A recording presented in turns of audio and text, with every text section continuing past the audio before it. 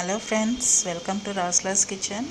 ఈరోజు మనం రాగి సంకటి ఇంట్లో ఈజీగా ఎలా చేయాలో చూద్దామండి. రాగి సంకటి 2 టైప్స్ చేసుకుంటారు. నేను కొంతమంది రైస్ వేసుకుంటారు, కొంతమంది వేసుకోరు. సో నేను రైస్ వేసుకున్నాను.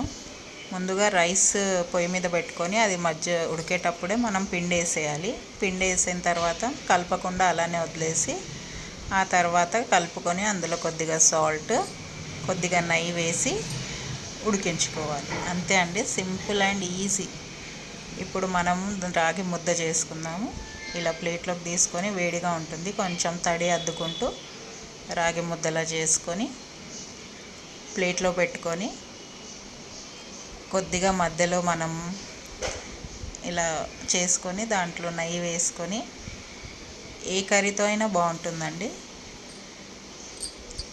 నాటుకోడి పులుసుతో చాలా అంటే చాలా టేస్ట్గా ఉంటుంది.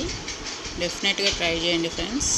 కర్రీస్ ఏదైనా పర్లేదు, టేస్ట్ అయితే రాగి సంకటి మనకి హెల్త్కి కూడా మంచిది. తెలంగాణలో స్పెషల్, చాలా బాగుంటుంది. ట్రై చేయండి. Thank you for watching. Please do like, share, subscribe.